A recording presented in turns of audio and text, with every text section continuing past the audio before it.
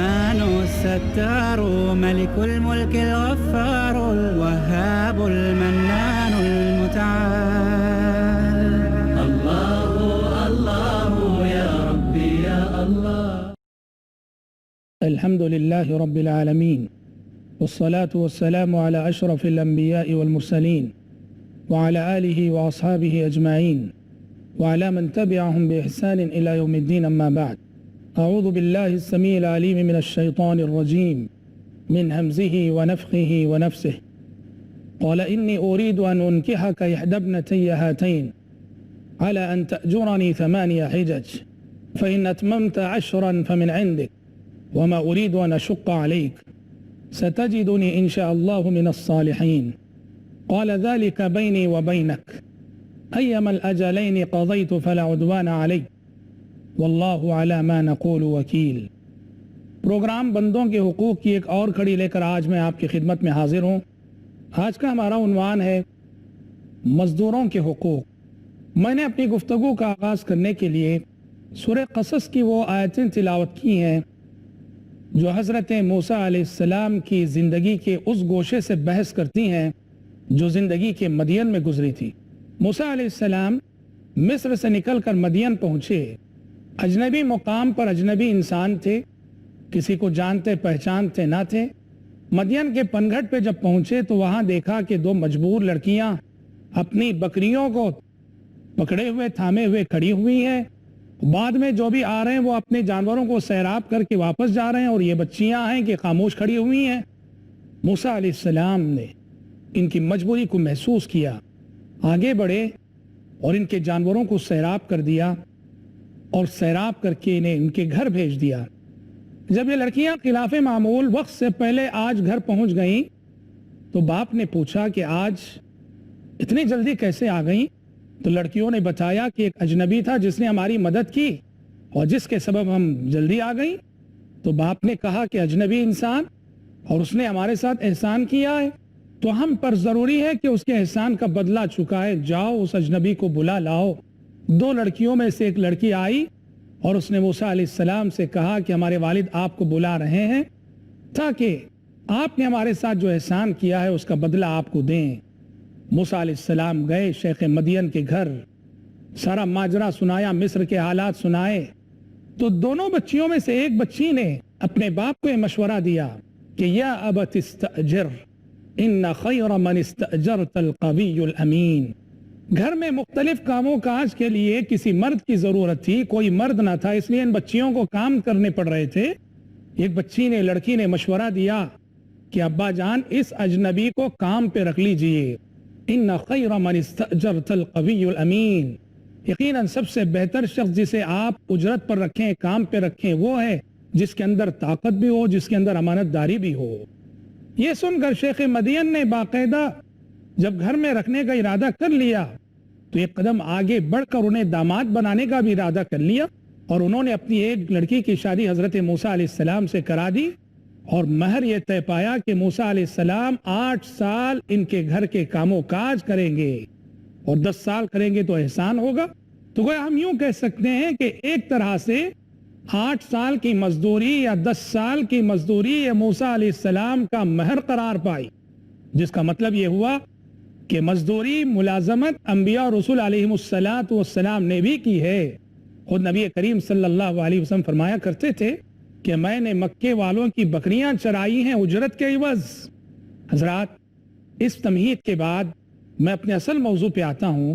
آج ہمارے معاشرے میں جو مظلوم انسانی طبقات ہیں اس میں سے ایک مظلوم طبقہ مزدوروں کا بھی ہے، ملازمین کا بھی ہے، جو کسی کے پاس کام کرتے ہیں، کسی کی ماتحتی میں، کسی کمپنی میں، کسی دکان میں. یہ مزدوروں کا طبقہ بڑا مظلوم طبقہ ہے. اس طبقے کو ہمیشہ رگڑا جاتا ہے، کچلا جاتا ہے، مسلا جاتا ہے. اس لیے شریعت نے بہت ساری تعلیمات اس طبقے کے حوالے سے بھی دی ہیں. آئیے آج ہم دیکھتے چلیں کہ وہ کیا تعلیمات ہیں اور کیا حقوق ہیں جو شریعت اس طبقے کو عطا کرتی ہے. مزدوروں کے سلسلے میں شریعت سب سے پہلے تعلیم اس بات کی دیتی ہے کہ کسی بھی کام کے لیے جب کسی شخص کا انتخاب ہو تو اس کے اندر 2 صفتیں دیکھنی ضروری ہیں. ایک ہے قوت اور ایک ہے امانت. قوت کا مطلب ہے کہ جس کام کے لیے آپ اس فرد کا انتخاب کر رہے ہیں وہ کام کرنے کی صلاحیت ہے یا نہیں، اچھی طرح دیکھ لو۔ دوسری چیز ہے امانت، کام کرنے کی صلاحیت تو ہے لیکن کہیں یہ خیانت کا جذبہ تو نہیں رکھتا ہے۔ کام اسی وقت صحیح طور اور صحیح ڈھنگ سے ہو سکتا ہے جب کسی بھی مزدور اور ملازم کے اندر یہ دونوں صفتیں ہوں، کام کرنے کی صلاحیت بھی اور احساس ذمہ داری بھی، خیانت نہ ہو۔ موسیٰ علیہ السلام کے واقعے میں شیخ مدین کی لڑکی کی زبانی قرآن مجید وہی کہتا ہے ان خیر من استأجرت القوی الامین۔ مزدور کا انتخاب اگر اس معیار پر ہوتا ہے، اس کی قوت یعنی صلاحیت کو دیکھ کر اور امانت کو دیکھ کر، تو مالک اور مزدور کے درمیان مسائل ہی پیدا نہیں ہوتے۔ مالک اور مزدور کے درمیان جو مسائل پیدا ہوتے ہیں اس کا بنیادی سبب یہی، یا تو مزدور کے اندر کام کی صلاحیت نہ ہو یا اس کے اندر امانت داری نہ ہو۔ اسے شریعت کہتی ہے دونوں صفتیں مطلوب ہیں کسی بھی ملازم اور مزدور کے اندر۔ جہاں تک حقوق کی بات ہے، مزدور کن حقوق کا مستحق ہے، وہ کیا حقوق ہیں جو ایک مزدور کو دیے جانے چاہیے، تو سب سے پہلا حق یہ ہے کہ مزدور کی استطاعت سے بڑھ کر اسے کام نہ دیا جائے۔ وہ جتنے کام کا متحمل ہو سکتا ہے اتنے ہی کام کی اسے ذمہ داری دی جائے، ضرورت سے زیادہ بوجھ نہ ڈالا جائے۔ ایک حدیث میں نبی کریم صلی اللہ علیہ وسلم نے فرمایا لا تعذبوا خلق اللہ، لا تعذبوا خلق اللہ، اللہ کی مخلوق کو عذاب مت دو، اللہ کی مخلوق کو مت ستاؤ۔ غلاموں اور لونڈیوں کے سلسلے میں جن سے اس زمانے میں بہت سارے کام لیے جاتے تھے، آپ صلی اللہ علیہ وسلم نے یہ نصیحت صحابہ کو کر رکھی تھی کہ وَلَا يُكَلَّفُ مِنَ الْعَمَلِ مَا لَا يُطِيقُ، کہ کسی بھی غلام اور کسی بھی لونڈی کو ایسا کام نہ دیا جائے جس کو کرنے کی سکت اور طاقت اس کے اندر نہ ہو۔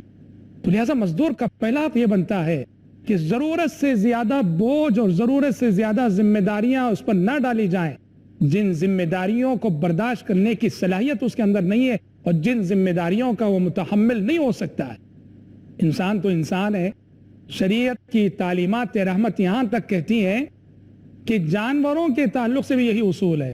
ابو داؤد کی روایت ہے، ایک اونٹ نبی کریم صلی اللہ علیہ وسلم کی خدمت میں آیا اور آپ کے سامنے کھڑے ہو کر آنسو بہانے لگا۔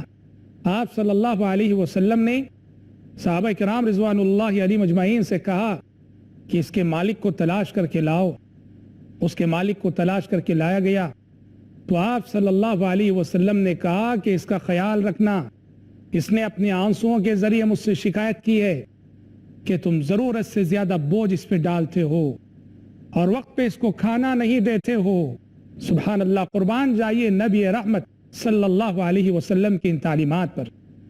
جب جانوروں کے سلسلے میں شریعت کا اصول یہ ہے تو انسانوں کے سلسلے میں بدرجہ اولا یہ اس اصول کو مان کر چلنا ضروری ہے کہ وہ ہمارا مزدور ہو، ہمارا نوکر ہو، ہمارا خادم ہو، ہم اتنی ہی ذمہ داری اس پہ ڈال سکتے ہیں جس کا وہ متحمل ہو سکتا ہے۔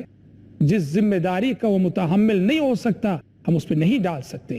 مزدور کا ایک حق یہ بھی بنتا ہے کہ کام کرتے ہوئے بتقاضائے بشریت اگر اس سے غلطی ہو جائے، لغزش ہو جائے تو عفو و درگزر سے کام لینا چاہیے، معاف کرنا چاہیے۔ انسان خطا کار مخلوق ہے اور انسان کے کام کی پہچان یہ کہ اس میں کہیں نہ کہیں کمی، کوتاہی، کمزوری ضرور رہتی ہے۔ مزدور کا ایک حق یہ بھی بنتا ہے کہ جب بشری تقاضوں کے تحت اس سے غلطی ہو جائے تو عفو درگزر سے کام لیں، اسے معاف کریں۔ انسان انسان ہے اور انسان کے کسی بھی کام میں 100% درستگی ہونا ناممکن ہے۔ کہیں نہ کہیں اس کا بشری تقاضا غالب آئے گا، کمزوری کوتاہی کہیں نہ کہیں ضرور رہے گی، اسی لیے عفو درگزر سے کام لینا چاہیے۔ ایک صحابی نے نبی کریم صلی اللہ علیہ وسلم سے عرض کیا، کہا کہ اللہ کے نبی، میرا خادم، میرا نوکر، میرا غلام وہ غلطی کر جاتا ہے، آپ بتائیے کہ میں اسے کتنی مرتبہ معاف کروں؟ نبی کریم صلی اللہ علیہ وسلم نے فرمایا، ترمذی شریف کی روایت ہے، کہا کہ دن میں کم از کم 70 مرتبہ معاف کرو۔ سبحان اللہ، پیارے نبی کہہ رہے ہیں غلاموں، خادموں، نوکروں، مزدوروں کو دن میں کم از کم 70 مرتبہ معاف کرو۔ ذرا ہم میں سے ہر شخص اپنا جائزہ لے، دیکھے کیا ہمیں زندگی میں 70 مرتبہ معاف کرنے کی توفیق ہوتی ہے؟ زندگی میں 70 مرتبہ، جبکہ لسان نبوت کا ارشاد ہے کہ ایک دن میں 70 مرتبہ معاف کرو۔ انس بن مالک رضی اللہ تعالیٰ عنہ آپ صلی اللہ علیہ وسلم کے خادم خاص، بچپن ہی میں ان کی ماں نے انہیں لا کر نبی کریم صلی اللہ علیہ وسلم کی خدمت پر مامور کر دیا تھا، وقف کر دیا تھا۔ حضرت انس کہا کرتے تھے قدمت رسول اللہ صلی اللہ علیہ وسلم 10 سنین، میں نے 10 سال نبی کریم صلی اللہ علیہ وسلم کی خدمت کی، 10 سال۔ فرماتے ہیں فما قال لی اف قط، 10 سال کی اس مدت میں کبھی ایک مرتبہ بھی نبی کریم صلی اللہ علیہ وسلم نے اف تک نہ کیا، کبھی مجھے یہ نہیں کہا کہ تم نے ایسا کیوں کیا اور ایسا کیوں نہیں کیا۔ قربان جائیے اس معاملے پر، ان کریمانہ اخلاق پر۔ حضرت انس ننھے معصوم سے بچے تھے، ذرا سوچو کتنے مرتبہ ان سے غلطی نہیں ہوئی ہوگی، کتنے مرتبہ کوتاہی نہیں ہوئی ہوگی۔ بچوں سے ہوتا ہے معاملہ، آپ کوئی چیز لانے کے لیے بیچتے ہیں، بچہ باہر نکلتا ہے، دوستوں احباب ملتے ہیں، کھیلتے رہ جاتا ہے، یہ اس کے بچپن کا تقاضا ہے۔ قربان جائیے کہ 10 سال کی مدت میں ایک مرتبہ بھی مارنا تو بہت دور کی بات ہے، غصہ کرنا اور ڈانٹنا تو بہت دور کی بات ہے، ایک مرتبہ بھی نبی کریم صلی اللہ علیہ وسلم نے اف نہ کیا اور یہ نہیں کہا کہ ایسا کیوں کیا اور ایسا کیوں نہیں کیا۔ تو لہٰذا اللہ تبارک و تعالیٰ نے مزدوروں کو ہمارے ماتحت کیا ہے، تو اس کا یہ مطلب نہیں کہ ہم جو چاہے کہہ سکتے ہیں، جو گالی چاہے دے سکتے ہیں، نہیں، ہمیں اللہ کے نبی صلی اللہ علیہ وسلم کی اس بات کو مد نظر رکھنا چاہیے جو بات آپ نے ابو مسعود رضی اللہ عنہ سے اس وقت کہی تھی جب وہ اپنے غلام کو مار رہے تھے۔ کیا کہا تھا؟ اے ابو مسعود، جان رکھو، یاد رکھو، تمہیں اس غلام پہ جتنا اختیار حاصل ہے اللہ تعالیٰ کو تم پر اس سے کہیں زیادہ اختیار حاصل ہے۔ لہٰذا مزدور ہمارے ماتحت ضرور ہے، لیکن ہمیں یہ نہیں بھولنا چاہیے کہ جیسا سلوک ہم اپنے ماتحتوں کے ساتھ کریں گے ویسا سلوک رب العالمین ہمارے ساتھ کرے گا۔ ایک چھوٹا سا بریک ہم لیتے ہیں، آپ جڑے رہیں ہمارے ساتھ، بہت جلد ہم لوٹیں گے۔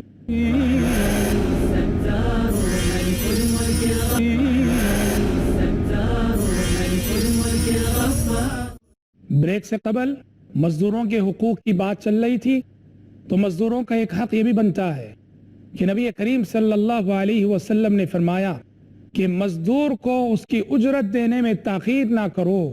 آپ نے فرمایا اعطوا الاجیر اجرہ قبل ان یجف عرقہ، کہا کہ مزدور کا پسینہ سوکھنے سے پہلے اس کی مزدوری دے دو۔ جس پیسے کے لیے، جس اجرت کے لیے اس نے اپنا پسینہ بہایا ہے، بسا اوقات خون بہایا ہے، اس اجرت کو دینے میں اسے مت ستاؤ اور تکلیف مت دو۔ صوبہ تمل ناڈو کی ایک کمپنی کا واقعہ ہے، کمپنی کے مالک مسلمان تھے اور بسا اوقات ورکرز کو تنخواہ دینے میں کافی تاخیر ان سے ہو جاتی تھی۔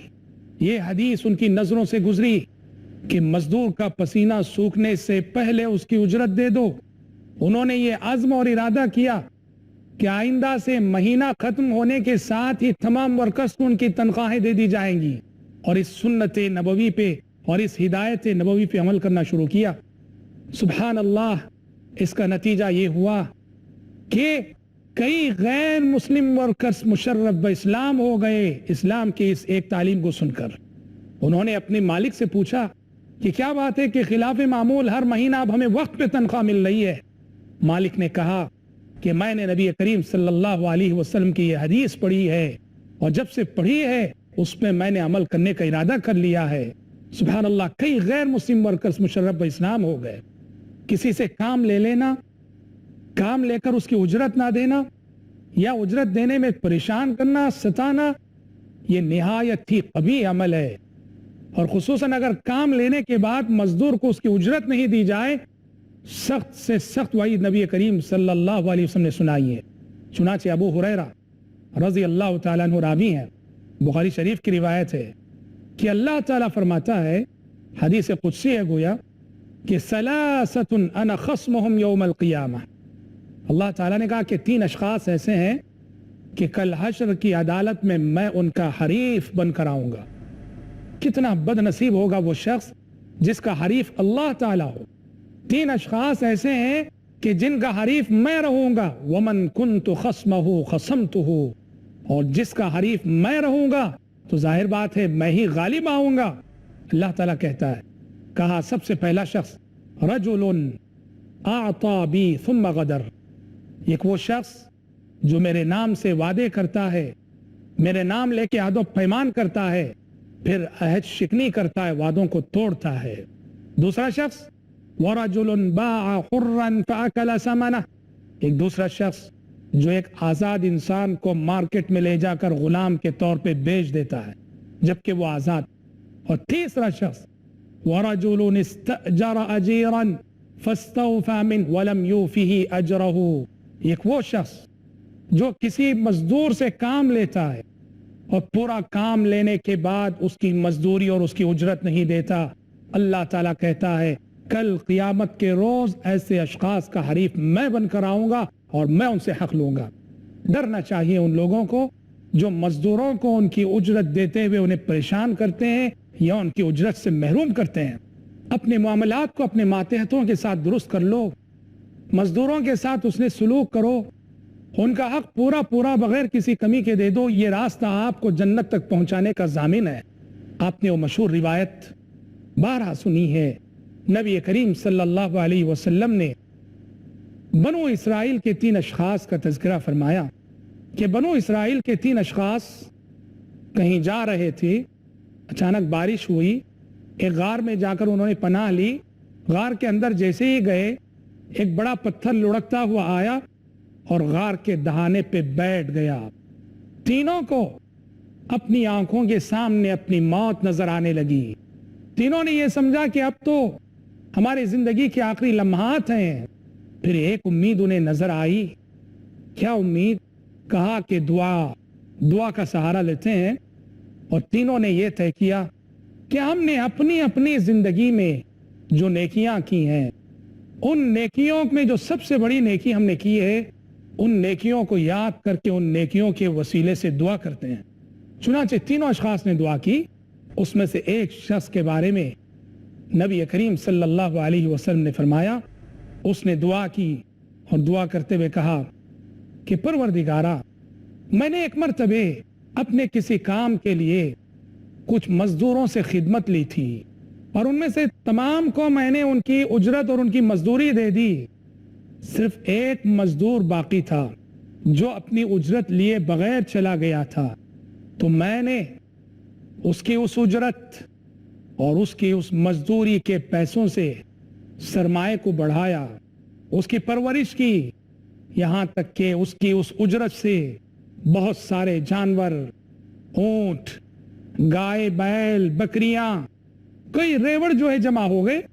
مدت بعد وہ مزدور میرے پاس آیا اور آ کر کہنے لگا کہ اللہ کے بندے, میں نے ایک مرتبہ تیرے پاس کام کیا تھا اور اس وقت میں نے اپنی مزدوری نہیں لی تھی, اجرت لیے بغیر میں چلا گیا تھا. آج مجھے ضرورت ہے, میری اجرت مجھے دے دو. تو اللہ تو جانتا ہے کہ میں نے اس سے کہا تھا کہ اللہ کے بندے, یہ جو بکریوں کے ریوڑ تو دیکھ رہا ہے, یہ جو گائیوں کے ریوڑ تو دیکھ رہا ہے, یہ جو اونٹ وغیرہ نظر آ رہے ہیں, یہ سب تیرے ہی ہیں. اس نے کہا کیا تم مذاق کر رہے ہو؟ میں نے کہا کہ نہیں, تمہاری ہی اجرت اور تمہاری ہی مزدوری کو پروان چڑھا کر میں نے اسی میں یہ ساری چیزیں اور یہ سارا سرمایہ بنایا ہے, لہٰذا لے جاؤ. وہ خوشی خوشی لے گیا. پروردگارا, اگر تو جانتا ہے کہ میں نے یہ عمل تیری خوشنودی کے لیے کیا ہے تو آج میں اس عمل کے وسیلے سے دعا کر رہا ہوں. نیک اعمال کا وسیلہ لینا چاہیے دعا میں, اور اس کا طریقہ یہ ہوتا ہے. کہا کہ آج میں دعا کر رہا ہوں اس نیک عمل کے وسیلے سے کہ آج اس مصیبت کو آسان کر دے. نبی کریم صلی اللہ علیہ وسلم فرماتے ہیں کہ غار کے دہانے سے پتھر تھوڑا ہٹ گئے. غار کے دہانے سے پتھر تھوڑا ہٹ گیا. غور کرو کون سی نیکی کام آئی. مزدور کے ساتھ جو حسن سلوک اس نے کیا تھا وہ کام آیا اس کے. اور باقی دو افراد نے بھی اپنی زندگی کے ایک ایک عمل کو یاد کر کے انہوں نے دعا کی اور اللہ تبارک و تعالیٰ نے پتھر کو پوری طرح سے ہٹا دیا اور تینوں صحیح سلامت غار سے نکل گئے. تو حضرات, کہنا یہ ہے کہ اللہ کے بندوں کے ساتھ ہم اگر حسن سلوک کرتے ہیں, وہ چاہے کتنا کمزور بندہ کیوں نہ ہو, اللہ تعالیٰ ہماری اس نیکی کو ضائع نہیں کرتا ہے. آج دنیا یوم مزدور مناتی ہے اور مزدوروں کے سارے حقوق کا تذکرہ بس اسی ایک دن آتا ہے. مضامین لکھے جاتے ہیں, اخبارات میں کچھ موضوعات آ جاتے ہیں, کچھ تقریریں ہو جاتی ہیں, کچھ میٹنگیں ہو جاتی ہیں. مزدوروں کے صحیح معنوں میں حقوق اگر کسی نے عطا کیے ہیں, اسلام نے عطا کیے ہیں اور نبی کریم صلی اللہ علیہ وسلم کی ان تعلیمات نے عطا کیے ہیں. قرآن مجید اس حوالے سے ایک اور بات کہتا ہے, اس بات کو بھی مد نظر رکھنا چاہیے. وہ مزدور اور ملازم ہو یا کہ مالک اور آقا ہو, دونوں کو اس بات کو مد نظر رکھنا چاہیے. وہ کیا ہے؟ سورہ بقرہ دوسرے پارے میں اللہ تعالیٰ نے فرمایا وَلَا تَنْسَوْا الْفَضْلَ بَيْنَكُمْ. قرآن نے کہا تمہارے آپسی معاملات کا دار و مدار احسان پر ہونا چاہیے. کیا مطلب ہے؟ یعنی مزدور اور مالک, اس آیت کی روشنی میں اگر ہم تفسیر کریں تو دونوں کو چاہیے کہ وہ صرف واجبی مقدار اور واجبی حد تک کفایت نہ کریں بلکہ ایک دوسرے پر احسان کرنے کی کوشش کریں. مزدور کی جانب سے مالک نے جتنی ذمہ داری دی ہے, جتنا کام سونپا ہے, وہ کام کرے بلکہ اس سے زیادہ کر کے دکھائے. اور مالک اور آقا کو بھی چاہیے کہ جتنی اجرت طے ہوئی ہے وہ اجرت تو وہ دے گا ہی, یہ مزدور اور یہ ملازم جو ایکسٹرا اور زائد کام کر رہا ہے اس کی قدر کرتے ہوئے اسے مزید نوازے.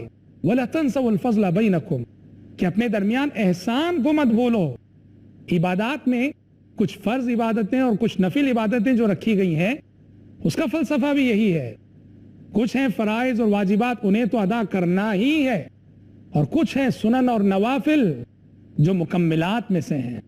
تو حضرات یہ سب ایسی تعلیمات ہیں کہ اگر ہم ان تعلیمات کا لحاظ کر کے چلیں تو سبحان اللہ, آج آئے دن مزدوروں اور ملازموں کے اس طبقے پر جو ہر طرف ظلم ہو رہا ہے, ستم ہو رہا ہے, اور بیچارے وہ شکوے کرتے ہیں, شکایتیں کرتے ہیں, یہ ساری شکایتیں خود بخود ختم ہو جائیں گی. افسوس تو اس بات پر ہے کہ ہم نے اسلامی تعلیمات کو عبادات کی حد تک اپنایا ہے, عقائد کی حد تک اپنایا ہے, اسلام کو مکمل طور پر ہم نے اپنایا نہیں. خصوصاً معاملات کا اسلام, معاملات کا جو اسلام ہے, ایک انسان کا دوسرے انسان کے ساتھ معاملہ کیسا ہو, ایک انسان کا دوسرے انسان کے ساتھ سلوک کیسا ہو, ایک انسان کا دوسرے انسان کے ساتھ رویہ کیسا ہو, یہ جو معاملات کا اسلام ہے یہ بہت ہی اہم ہے. اور افسوس ہے کہ یہ ہماری کمزوری ہے کہ معاملات میں ہم نے اسلامی تعلیمات کو پس پشت ڈال رکھا ہے. اب دیکھو بسا اوقات انسان اچھا نمازی رہے گا, شرعی سراپا رہے گا, اس کا معاملات میں دیکھو بڑا کچا رہتا ہے, حقداروں کو حق نہیں دیتا ہے, مزدوروں کو پریشان کرتا ہے, ملازمین کو ستاتا ہے. یہ اچھی بات نہیں ہے. معاملات جس طرح ہم اسلام کو عقائد میں اپناتے ہیں, عبادات میں اپناتے ہیں, معاملات میں بھی اسلامی تعلیمات کو اپنا کر چلنا چاہیے. اور سچ کہیں اسلام کے تقوی کی پہچان صرف عبادات میں نہیں, اسلام کے تقوی کی پہچان عبادات سے زیادہ بڑھ کر معاملات میں ہوتی ہے. اس لیے ہمیں اللہ کے بندوں کے ساتھ اس نے سلوک کرنا چاہیے. دعا ہے رب العالمین سے, رب العالمین کہنے والے کو اور سننے والوں کو ان تعلیمات پر کما حق و عمل کرنے کی توفیق عطا فرمائے. آمین. وآخر دعوانا الحمد للہ رب العالمین. أرجو رضاك يا الله, أنت الرحيم يا الله, هبني عطاك يا الله, أنت الكريم منك العطاء يا الله, أنت العظيم يا الله, فيك الرجاء يا الله, أنت الحليم الرحمن الستار, ملك الملك الغفار, الوهاب المنان المتعال. الرحمن الستار, ملك الملك الغفار,